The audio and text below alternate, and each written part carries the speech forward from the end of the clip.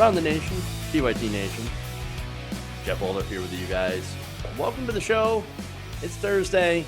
We got a good show for you guys today. Potentially more explosive stuff, as usual, including the whistleblower complaint that was released earlier this morning. So I'm going to go through in detail some of the most troubling parts of it. It's a fairly long complaint. It's about 9 pages, and it is partially redacted. So we're going to go through that. I'm going to break it down how this is pretty bad for Donald Trump, how it clearly points out that he was putting pressure on the Ukrainian president, Zelensky. So we'll talk about that. Then we have William Barr, who's also in the whistleblower complaint. We have Trump's reaction to Pelosi's impeachment. We also have Donald Trump basically caught talking about the death penalty for whistleblowers. I'm not kidding. He has crossed into Joffrey Baratheon territory. So we'll talk about that. And then switching gears completely, if we have time, facial recognition. Jeff Bezos is now literally writing its own laws on facial recognition technology. It's crazy stuff. So if you actually care about privacy and all that, yeah, you'll be a little outraged by this. So we've got all this stuff to talk about. So interesting stuff. All right. So before we get into the show, patreon.com/TYTNation. I want to thank a few patrons. Let's go here and thank Mary Angela Castellucci. Love the name, by the way. Mary Lou Lambertson, Melissa Tiederman, Michael Norrish, and Milton Holland. So thank you to those patrons. Patreon.com/TYTNation.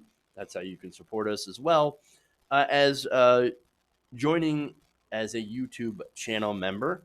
So you're able to do that by hitting the join button below. It's a YouTube membership, which is different from the Patreon membership, but it all goes to help the show, just in different ways.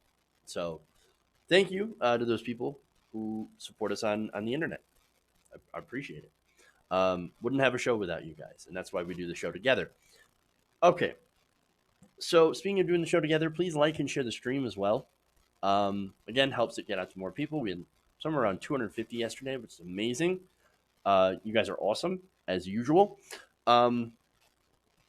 Yeah, I love to see when there are big numbers, and so thank you for that. All right. All that said, I do want to talk a couple of things before we get into the main show, and that's the subject of impeachment. So that's one of the things I want to talk about. So already, okay, so there's an impeachment inquiry. Nancy Pelosi launched an impeachment inquiry yesterday. That is not actual impeachment. What it is that they're basically doing an inquiry, as the name would suggest. They're gathering evidence, and they will present the evidence in formal articles of impeachment. So we're not actually starting we're kind of starting the impeachment process, but it's not official yet. So it's just in the evidence gathering phase. And then, of course, when you bring charges, that's articles of impeachment. So be clear on that. Now, the reason I bring that up is I just want clarity, right?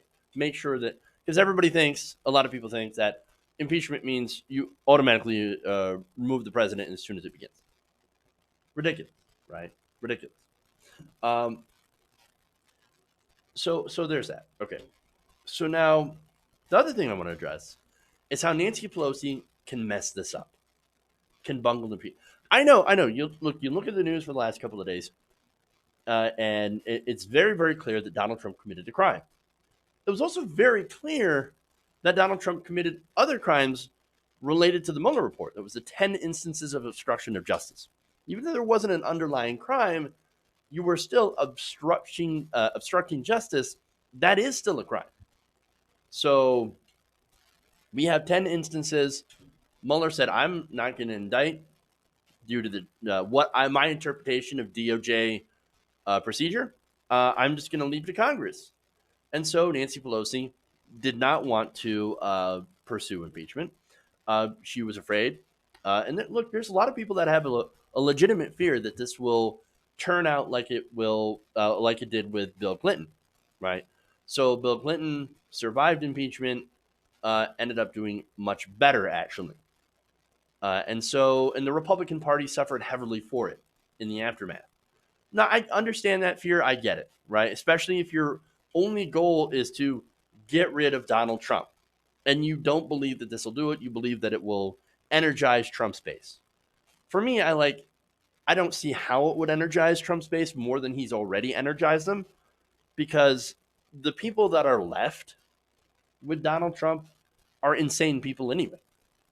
And so they are the hardcore Trump supporters. I don't really see how you can get them even more fired up to go to the polls to protect Donald Trump. But that's just me, right? And maybe I'm not quite seeing something. Um, I look, I'm seeing impeachment as we have to uphold the Constitution, and so we need to do that. Now, how Pelosi can bungle it, and she and the Democratic Party are very good at bungling this, and this is what's got me worried, and this is what's got me thinking that maybe the critics against impeachment have a really good point. Nancy Pelosi yesterday said that she will limit the scope of the impeachment inquiry only to Ukraine. Oh God. What are you doing? What are you guys doing? Democrats. Do you think the Republicans in that position, do you think if Barack Obama pressured a foreign leader to digging up dirt on Mitt Romney or whoever, right? That, or John McCain, going way back to that election, right? Do you think the Republicans wouldn't throw everything they could at Obama in an impeachment inquiry? Hell, they did that during the Clinton administration. The whole thing was supposed to be about Whitewater, right? This Whitewater land deal.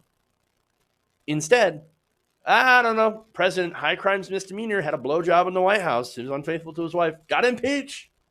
This is a completely different situation because we have Donald Trump breaking the emoluments clause, personally benefiting off the presidency. And we have multiple instances of that. Doing tax fraud, possible money laundering, look into his finances. Nancy Pelosi already does a preemptive surrender. Oh, no, we're just going to look into Ukraine. Idiots. Idiots. What are you doing? I'm in favor of impeachment, and you're saying, and you're setting up a situation where I will no longer be in favor of impeachment because of the way that you're doing it. You're doing it wrong. You're doing it wrong, Nancy. That's why you suck. I knew it. I mean, I knew she was going to have some way to mess it up if she keeps this narrow scope. Because remember, Mueller report, narrow scope. What happened? Yes, they found 10 instances of obstruction. And yet Nancy Pelosi refused to move. She instead defended Donald Trump by not actually doing anything. Why? She makes a lot of money off Donald Trump, off saying Trump is bad. She gets all this money of running against Donald Trump, and so she's like, I don't want to do that. Not only that, but it might hurt our re-election chance or our election chances in 2020 if we no longer have Donald Trump to deal with, and so they might be playing the Pied Piper strategy. Disastrous, completely an utter disaster. The Democrats are terrible at this. Awful. So, I don't know, man. It's okay. Anyway, well, let's go to the complaint here, and let's start with the new crimes that he's alleged to have committed. Okay.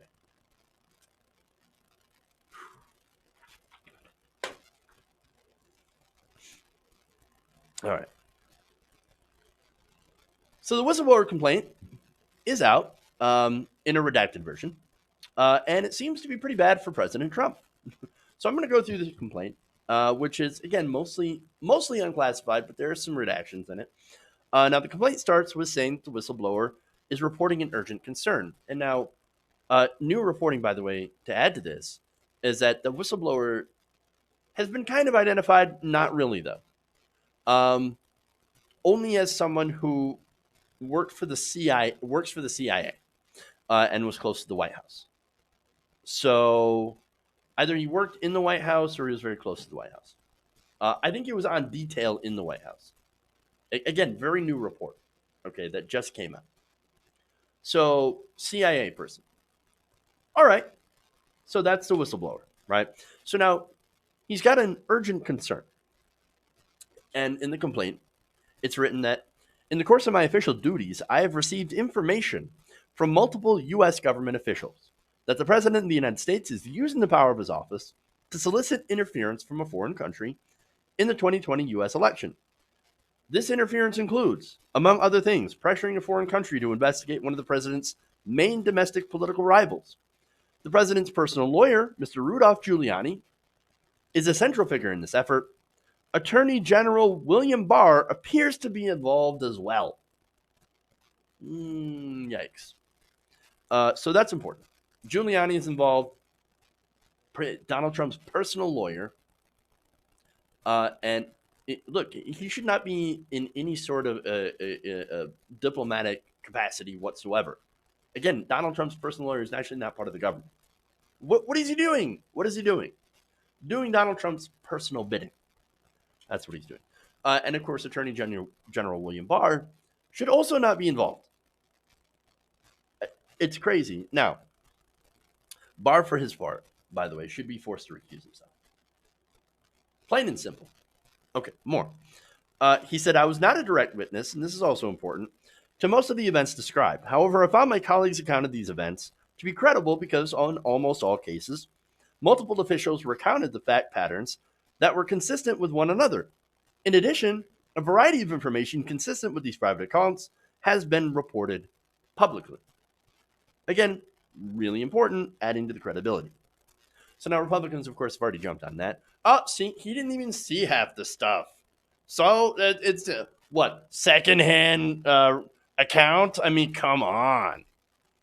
Well, actually, this was found credible by the intelligence community Inspector General Michael Atkinson. So that's also important. So there is an air of credibility about these allegations. So there are more sections of note. Multiple White House officials told the whistleblower that they were deeply disturbed by what transpired in the phone call, in which Trump had sought to pressure the Ukrainian leader to take actions, right? This involved Donald Trump saying, we've been very, very good to Ukraine, but it has not been reciprocal. And that's really important. Now, then he says, I want to ask you a favor. Look into CrowdStrike. Now, CrowdStrike is a U.S. Security firm that exposed DNC hacks by the Russians, by Russian intelligence. Now, there's a big conspiracy involved with that about a supposed DNC server hidden somewhere in Ukraine. This is crazy stuff. And then, not only look into CrowdStrike, who we have a beef with, but also look into Joe Biden. Look into Joe Biden, look into his son, Hunter Biden, right? So now, they said look into Hunter Biden because Hunter Biden just happens to be on the board of a Ukrainian gas company. Now, Zelensky did not bring up Biden. It was Donald Trump. And he brought it up in the context of corruption in Ukraine. Oh, there's a lot of corruption going on in Ukraine, if you know what I mean. And so, why don't we have you look into Hunter Biden because of that? Now, it's important to note, too, that call happened in the context of Donald Trump holding about $400 million in military aid to Ukraine. So now that aid money is basically to protect Ukraine against Russian aggression, as Russia has already annexed Crimea. So here you have Zelensky in a tough, difficult position because he's like, well, I don't want Russia coming in and annexing more of my country. We need this aid money from the United States. Donald Trump has held up this aid money before this call, and I know it's been held up. So what am I supposed to do? Well, I'm supposed to kiss his ass. Again, Congress had already appropriated this money, but Trump had the Office of Management and Budget hold the money up at the last minute several days before this call. And so it's not a stretch to think that he was dangling that money in front of Zelensky and then saying, I need to ask you a favor. Can you help your old friend out, Donald Trump? Because we've been very good to you, but it just hasn't been reciprocal. Look, anybody with a brain sees that. Okay. Now, that favor, of course, would help him politically, so that would be illegal because it's a campaign finance violation. Okay. So now we have more information about the lead up to that call, which is also really interesting. Now, the whistleblower details how Ukraine's prosecutor general, Yuri Lutsenko, had made a series of corruption allegations in March 2019. Now, that is against several U.S. officials, one of them including Joe Biden. Joe Biden's part would be in removing a specific prosecutor who was looking into that gas company. So that's important context, and that's Republicans what they're latching onto. They're saying, well, that Joe Biden inappropriately used his position to ask the Ukrainian government to fire a prosecutor that was looking into that gas company. But this was a position held by the United States government and an international coalition. That coalition found that prosecutor to be corrupt. And so they said, again, with the backing of the entire world, you got to get rid of this person. They're deeply, deeply corrupt. And so one side's got, allegations of corruption. The other side's have allegations of corruption. But only one is correct. All right. So now those allegations were followed by news that Giuliani had met on 2 occasions with Lutsenko and had planned to travel to Ukraine in May to pursue investigations related to Donald Trump's 2020 re-election bid. So Giuliani goes to Ukraine to try to investigate Biden. Upon learning that multiple U.S. officials told the whistleblower that they were deeply concerned by what they viewed as Mr. Giuliani's circumvention of national security decision-making processes. Okay, so,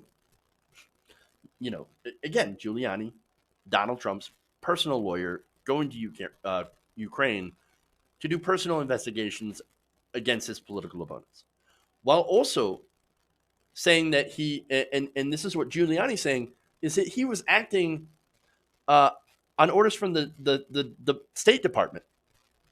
And he says later on, I have texts proving that the State Department asked me to go and do this. So who's lying? Who's being honest? What kind of corruption did he get himself into? What kind of trouble did Giuliani just get himself into? Now, more damning information, again from the report, from the complaint. Multiple U.S. officials also told the whistleblower that Ukrainian leadership was led to believe that a phone call or meeting between Trump and Zelensky would depend on whether Zelensky showed a willingness to play ball on the issues aired by Lutsenko and Giuliani. Meaning, hey, if you want a meeting with Trump to discuss that money that's being held up, you need to go look into Biden and the insane conspiracy theory about that DNC server that's allegedly sitting in the Ukraine right now. Now, this is backed up by a former advisor to President Zelensky. He told ABC News on Wednesday that President Trump's desire for the 2 leaders to discuss a possible investigation into Joe Biden was a precondition for their July 25th call. This is Sergei Lushenko. He said, quote, "It was clear that Trump will only have communications if they will discuss the Biden case. This issue was raised many times. I know that Ukrainian officials understood." They understood all right. In order to help U.S. and Ukrainian cooperation against Russia, they had to do these investigations into Biden. It's absolutely incredible. Again, he's in a very difficult spot, Zelensky was. He had to have that money. All right. So now, a day after the call, the whistleblower said that the U.S. envoy to Ukraine, Kurt Volker, and U.S. ambassador to the EU, Gordon Sondland, had also met with Ukrainian officials and provided them with advice on how to navigate Donald Trump's demands. So again, everybody knows. Everybody knows what the demands were. Now, Giuliani also traveled to Madrid to meet with a Zelensky advisor and reached out to several other Ukrainian officials as a direct follow-up to the call. So now he goes to Madrid, meets with this guy, and I don't know the conversation that they had, but I'm going to speculate and ask, like, hey, was this about the investigation? How you doing in that investigation into Biden? You doing good? Need a little help? Is everything all right? I mean, again, I don't know. I wouldn't be surprised if that's how the conversation actually came out. But okay, more. What's worse than the call, I think, and this call is bad enough, but what's worse than the crime is often the cover-up. So now let's get to that part, because that's really interesting. The whistleblower said that in the days after the call, White House officials had intervened to lock down all records of the call, especially the word-for-word transcript. So again, going back to what was released yesterday, the so-called transcript was literally just a memorandum. That was it. Not the actual transcript, no actual recording, because they stuck it somewhere safe. In fact, White House lawyers directed officials to load the electronic transcript onto a separate system that is generally used to handle classified information, despite there being no national security sensitive material on the phone call. So that sounds a lot like a private server. Ironic. Now, a footnote also states that this was not the first time that the Trump administration had used that kind of system for the purpose of protecting politically sensitive rather than national security sensitive information. So they are basically taking anything that can hurt Donald Trump politically and sticking it in a safe. I mean, it kind of makes sense, but then again, like, you got to think, wow, how much dirt how dirty is this dirt that you got to stick it in this national security sensitive system? This is not good. This is very, very bad for everyone involved. Not just Trump, but Barr, Giuliani, and Zelensky. It's bad for everybody. Again, he's in a very difficult position, right? He needs some money. He doesn't want to have, parts of his country be annexed.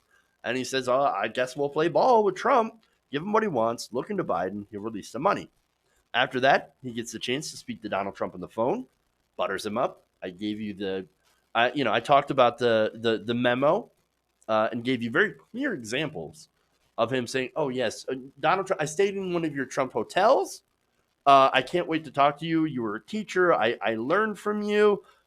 He even used the catchphrase, drain the swamp, in relation to him winning the election. And so very, very obvious. Very obvious. There was huge pressure. And of course, soliciting a campaign donation. Again, 100% illegal. This was confirmed by the White House's own memo that they released as well. It's amazing that they actually thought that would be a good thing, that would look great. Nope, wrong. Donald Trump, clearly a criminal. Clear criminal actions. We have to impeach. And not just on the Ukraine issue. I realize that this is one thing, but there's literally 1,000 other things, 1,000 other crimes that he has actually committed while in office. Get to his finances. If we go the Nancy Pelosi route and only focus tightly on Ukraine, even though there is a clear violation, you got to remember the Mueller report also had 10 clear instances of obstruction of justice. And there would have been more had his staff actually listened to him, because Donald Trump orders people to do illegal shit. That's what he does. So he is in big trouble if they actually do the impeachment right and actually go hard after him. Because, look, if we don't, and this is my, if we do not try to hold President Trump accountable, we might as well not have a constitution anymore. It's gotten that bad. Okay. All right.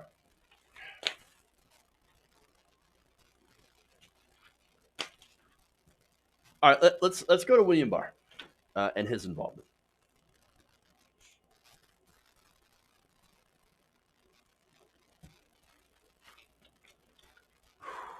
All right. Now, Attorney General William Barr was named in the Trump Ukraine whistleblower complaint. Now, we found a little bit of that from the memorandum that was released yesterday, but earlier today, a mostly unredacted version of that whistleblower complaint was released. And so now we know, because of those two things, that Barr himself had shut down a criminal probe into two different complaints. Now, this is according to Salon.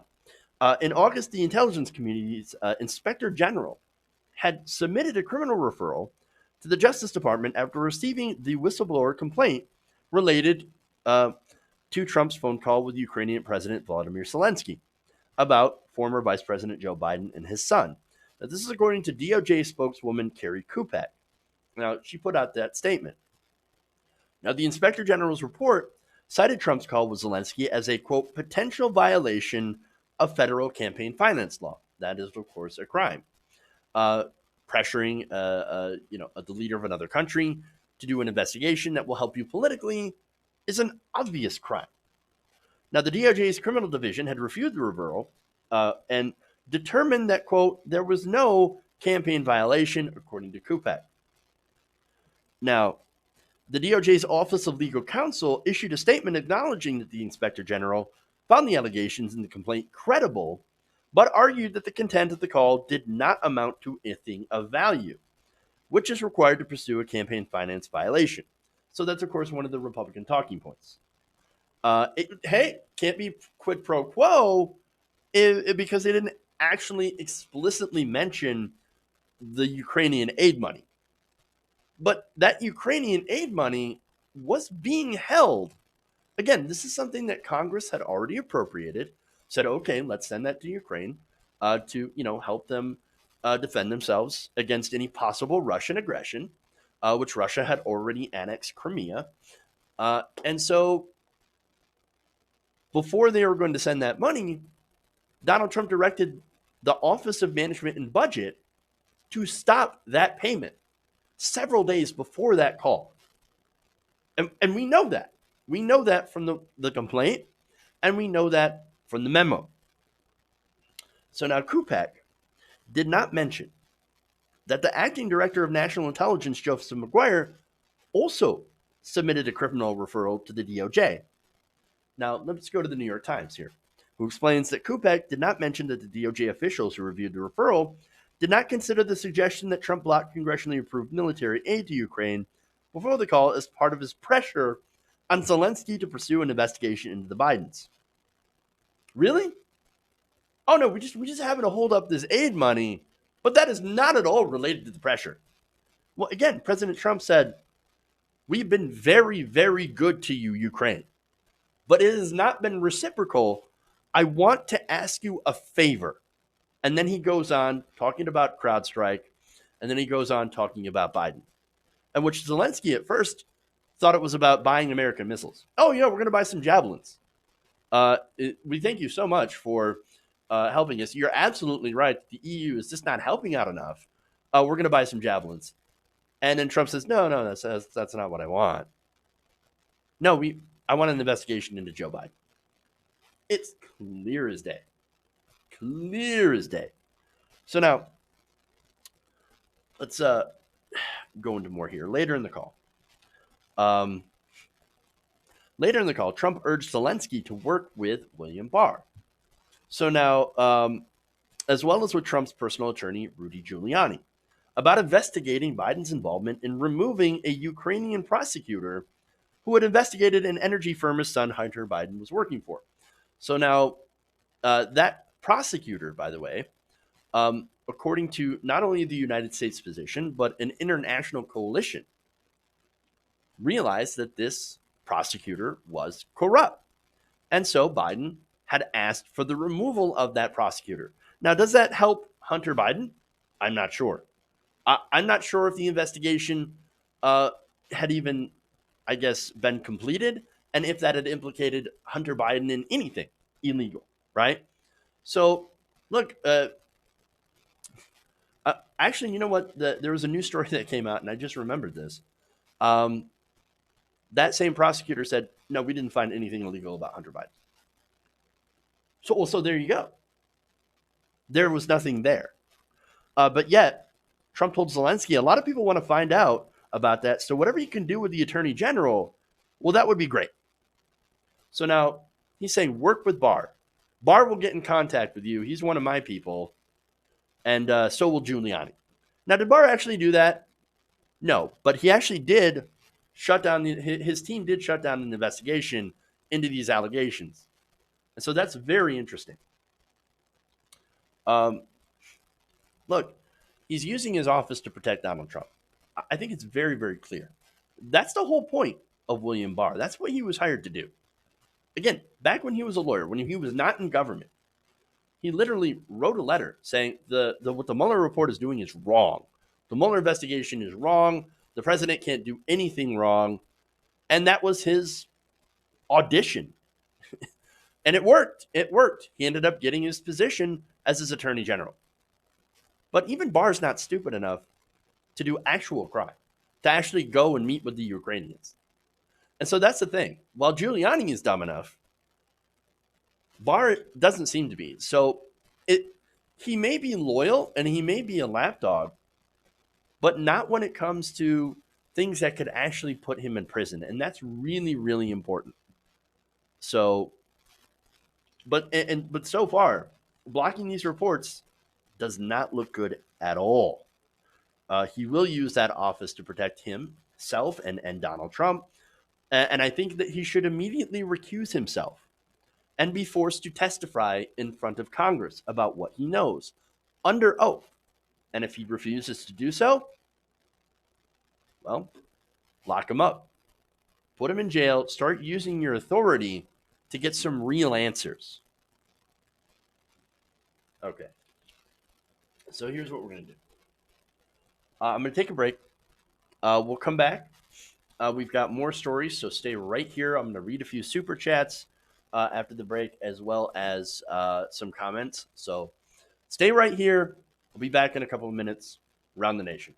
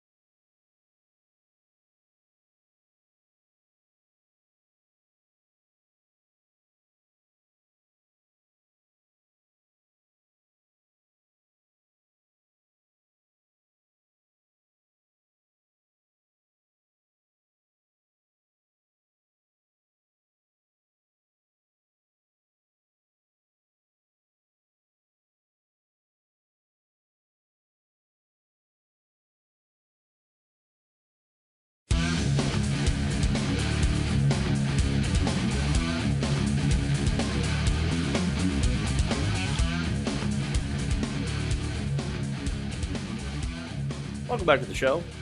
Around the Nation Radio, TWT Nation. Jeff Older here with you. Okay, we've got some messages, super chats to read.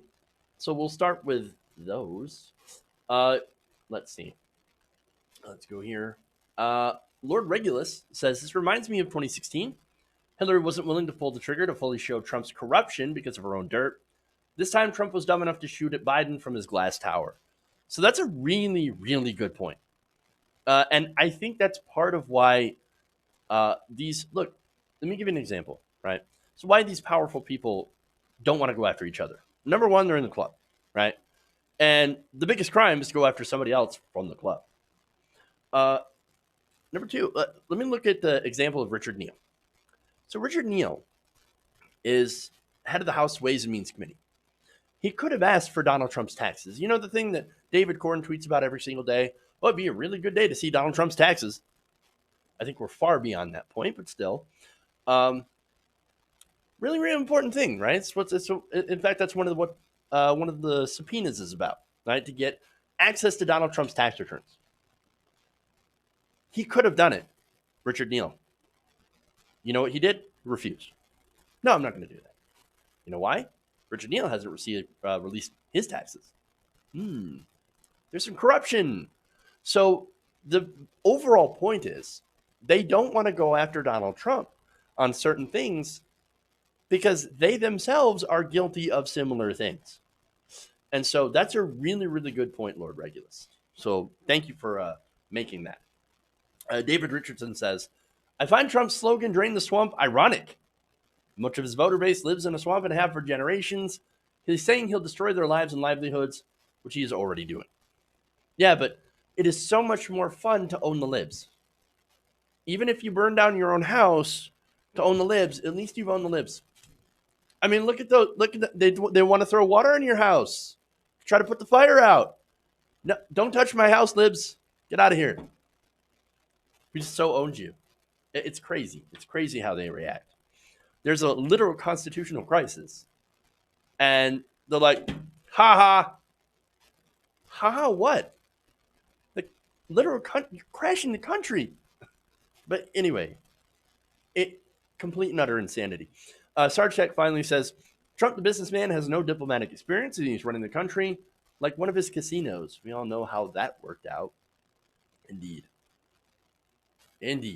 Okay, a couple more comments here. Member Jeanette Villalona says Barr is just another moron. That's true. Matt Brigham says GOP's best move is to throw Trump under a bus repeatedly before he throws you under the bus. And that's the thing, too. Donald Trump backstabs everyone. At some point, we've seen it a million times. He's going to... Look, he's already throwing Mike Pence under the bus. Oh, no, ask Mike Pence about his visits to Ukraine. Dude. Really? And then finally, Mithril Hunt says, Pelosi has been very weak. I had some hope for her, but it was unfounded. Well, of course. Leave it to Democrats to steal defeat from the jaws of victory. But we're all used to Democrats doing that. So there, of course, will be a way, and I've already talked about it, how she will bungle this entire thing. Just you watch, man. Have faith in corporate Democrats? Nah. All right. Moving on.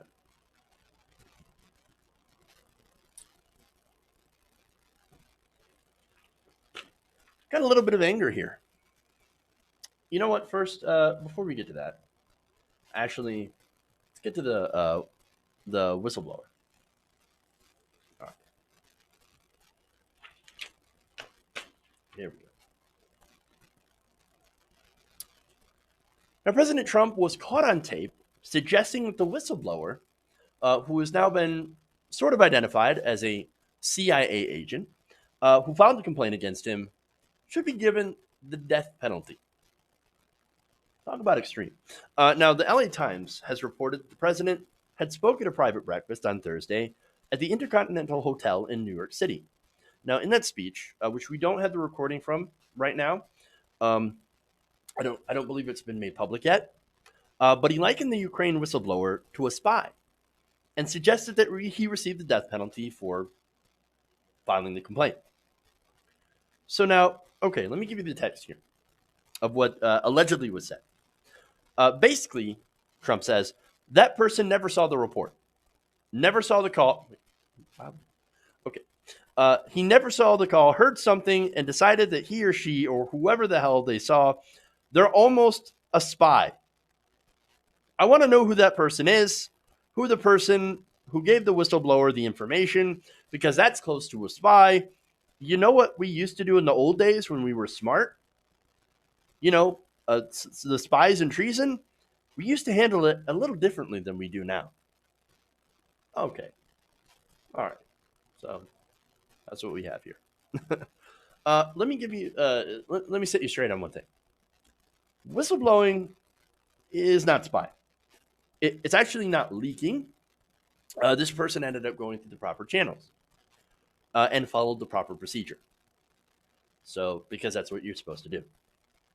Now, it was Donald Trump's team, the DOJ, William Barr, that did not follow the proper procedure. In fact, according to the complaint, Trump's team took the transcript and recording of the call and put it in a completely different computer system meant for classified information.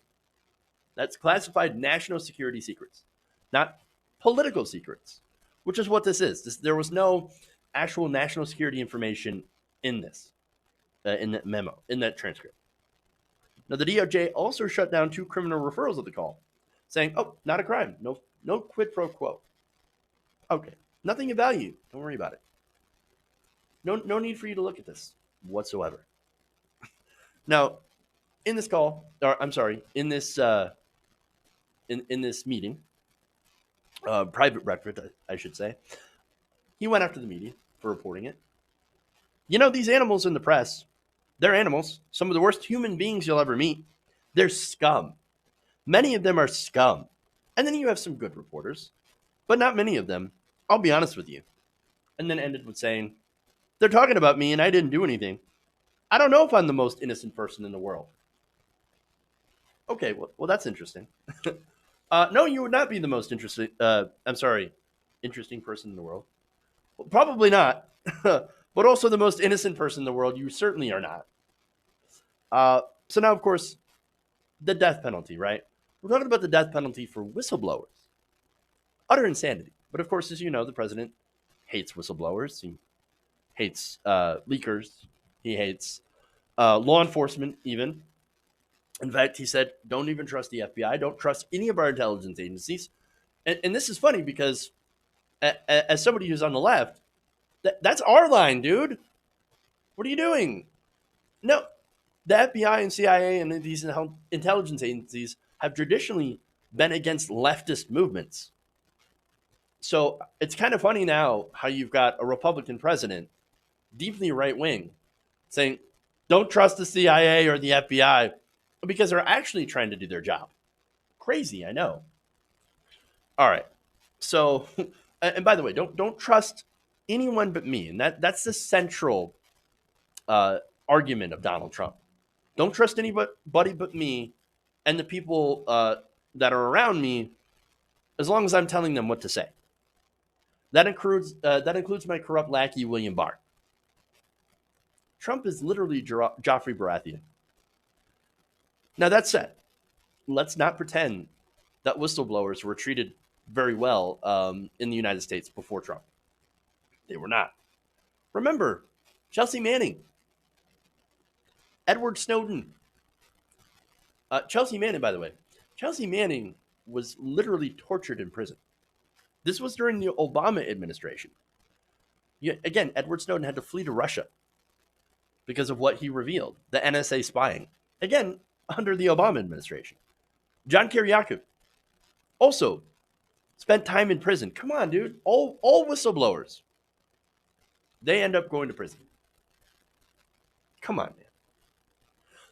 So, again, let's not pretend that this never happened and that this only, happened under Donald Trump, because that would be completely unfair. But anyway, hopefully, and the reason I bring them up is hopefully one thing that we can get out of this conversation, other than the fact that Donald Trump is a super corrupt POS and he's like Joffrey, right? But the other thing that I hope that we can get out of this is that maybe we should actually have ways to protect whistleblowers. So right now, if I were that guy, if I were the whistleblower in the CIA right now, I'd be really, really worried that Donald Trump would order something illegal because if he did, it wouldn't be the first time. Okay. So let's now go to Donald Trump's reaction.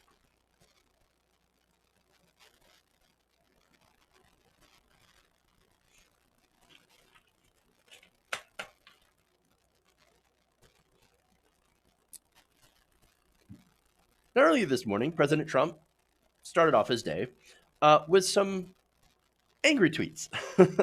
Now, this followed not only the disaster summary of Trump's July 25th call to Vladimir Zelensky, um, which, by the way, shows that he tried to pressure the foreign government to investigate Joe Biden, and a whistleblower complaint detailing the entire debacle, including the news that following the call, Trump's team locked down the actual transcript into a separate computer system, usually reserved for national security staff. Anyway, totally not shady whatsoever.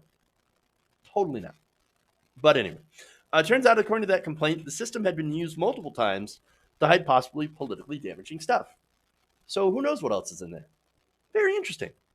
Now, this also follows the involvement of Rudy Giuliani going to Ukraine to follow up on that call to make sure that Ukraine does their investigation of Joe Biden, and Trump telling Ukraine to work with both Giuliani and Attorney General William Barr.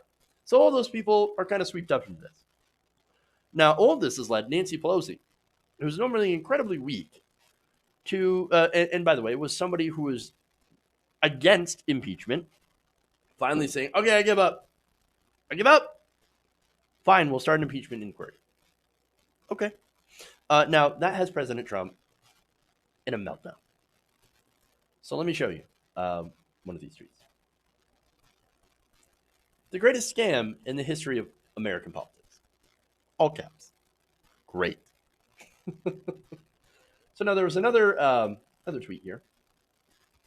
Said the Democrats are trying to destroy the Republican Party and all that it stands for. Stick together, play their game, and fight hard, Republicans. Our country is at stake. Okay.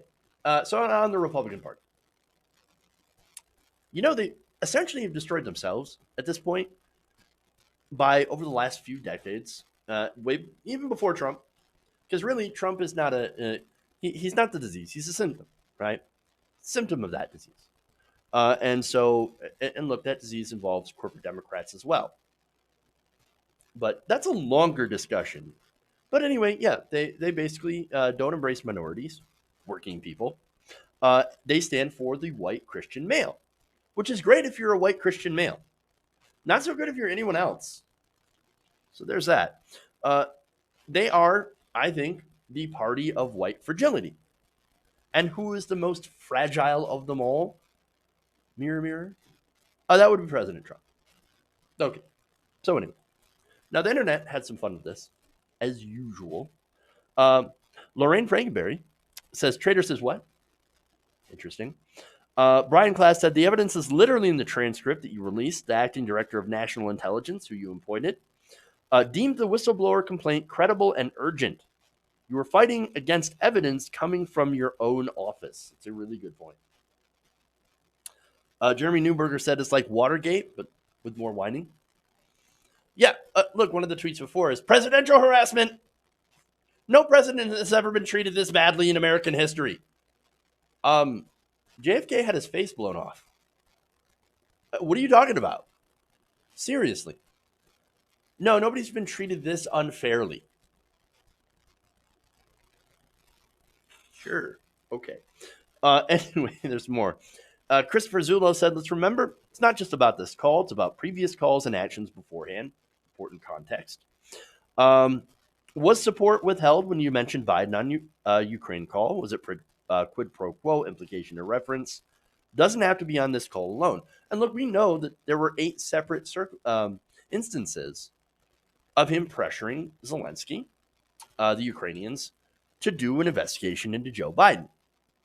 So, yeah, we have that. And that is outside of this particular July 25th call. So, very important context, right?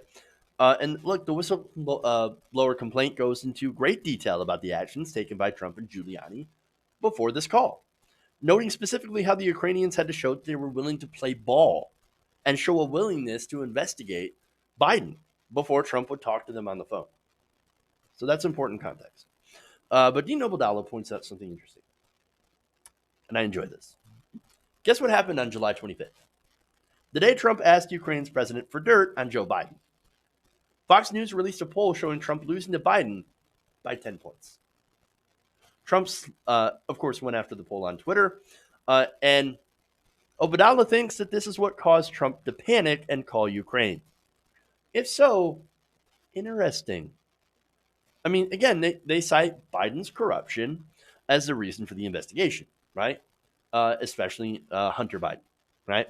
So now, my question is, would they have done this investigation? Would they have pressured Ukraine into doing this investigation if Joe Biden weren't ahead? If Joe Biden weren't a political threat? I mean, that's a good question, right? Now, I think it's crazy that Joe Biden leads in any poll in the first place. I mean, come on, dude.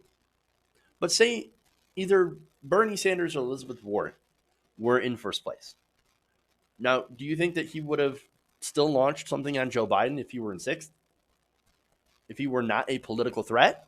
I don't think so. I don't think he would have cared. No, I think it would have went after either Elizabeth Warren or Bernie Sanders, whoever's in first.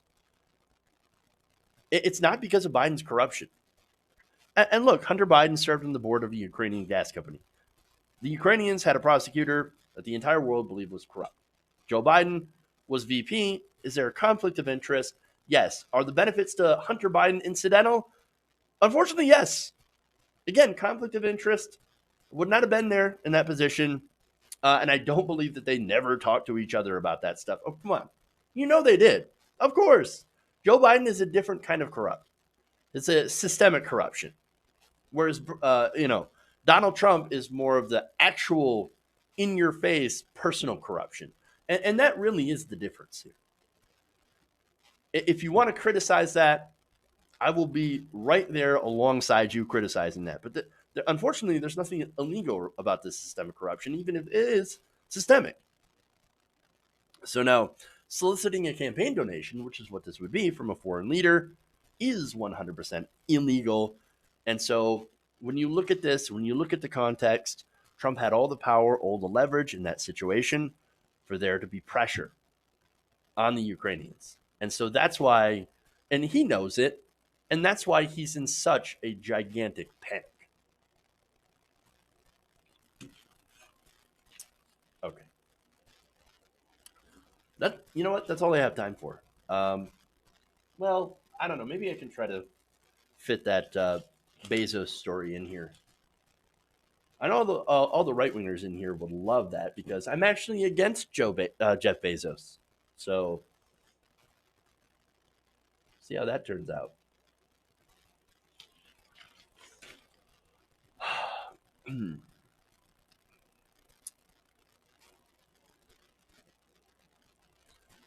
So we have some disastrous news when it comes to the future of privacy.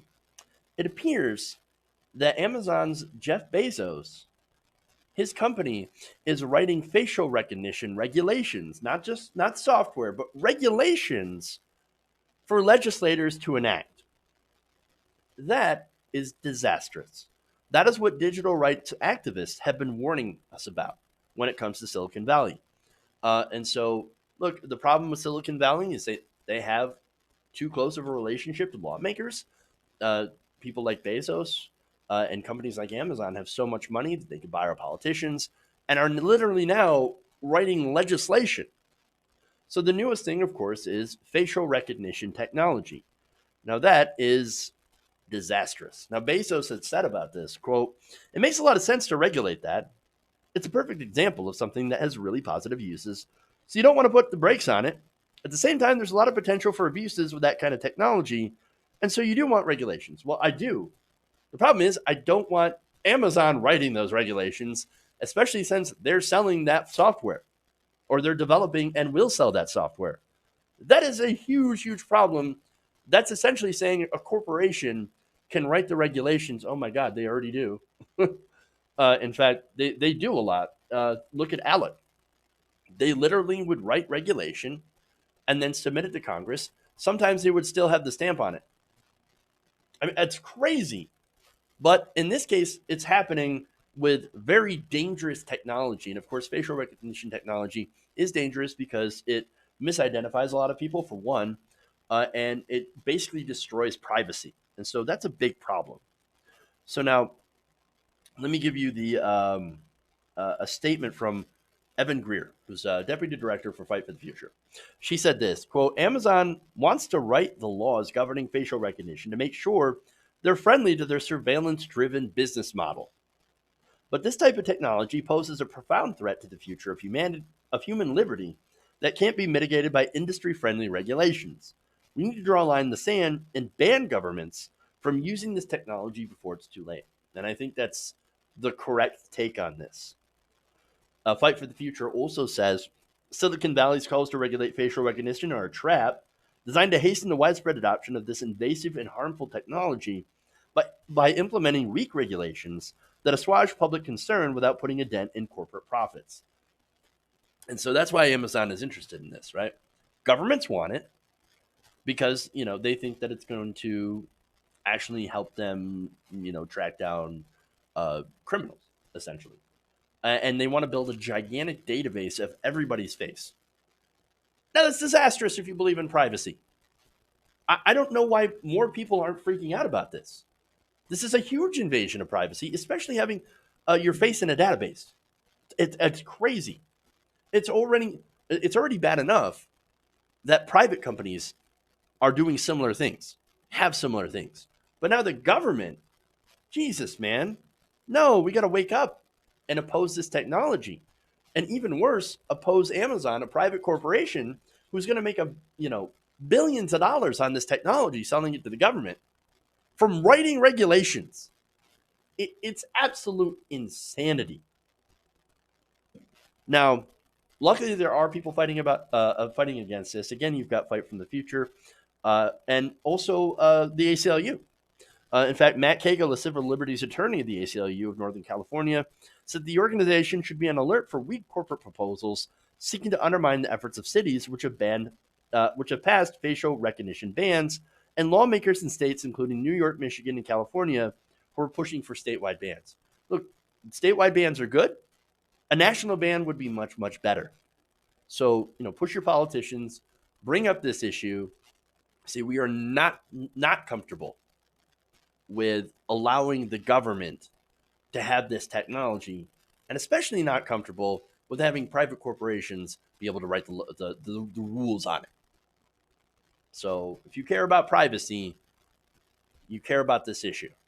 And hopefully we'll all join together to be able to defeat this technology and prevent the government from being able to use it and these corporations from profiting off of it. Okay. All right. So there we go. That's all we've got. Thank you for going around the nation with me today. Please like and share the stream if you haven't already. Check out the videos. Subscribe. Go to Patreon to support the channel. Patreon.com/TYTNation or become a channel member. Thank you again. I will be out tomorrow for my birthday. So, I'm going to take some personal time tomorrow for that. And we'll see you guys on Monday. Love you. And remember, change begins with you. Good night, nation. We'll see you on Monday.